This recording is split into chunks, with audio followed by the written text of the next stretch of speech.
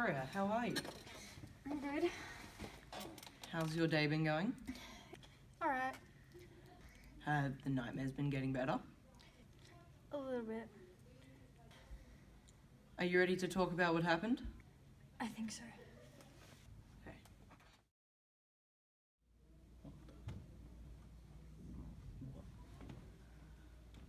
Whoa!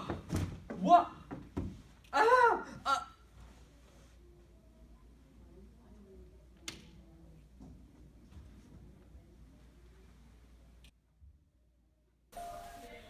Okay, so I'm not sure where to begin. How about as soon as you had woken up? Run me through your entire day.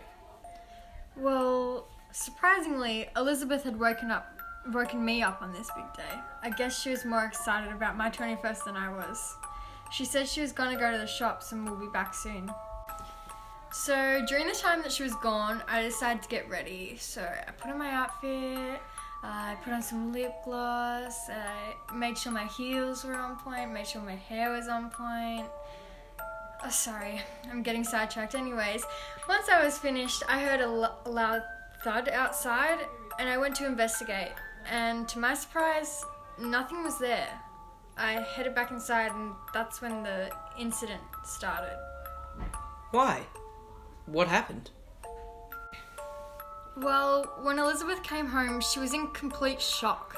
She'd seen that everything had been knocked over and the house was a complete mess.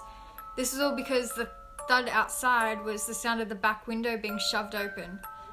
I managed to grab Elizabeth and keep her quiet. I tried explaining everything to her, but she just wouldn't listen. She told me she was going to call the police, and I tried to stop her because the killer was in the next room. Victor? Yes. Okay, it's okay. You're in a safe space. Here, have a sip of water.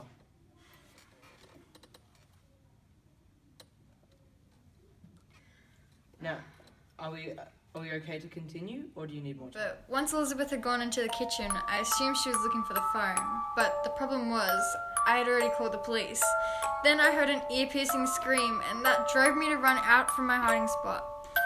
When I walked into the room, I couldn't see anything, just the living room in a complete mess.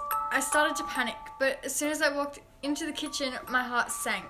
Elizabeth was there, on the floor, lying there with a stab wound in the middle of her chest. My first instinct was to run.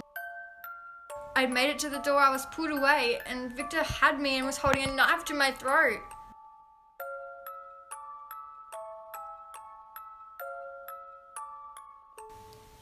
Now, I thank God for what happened next, but as soon as Victor grabbed me, the officer had shown up.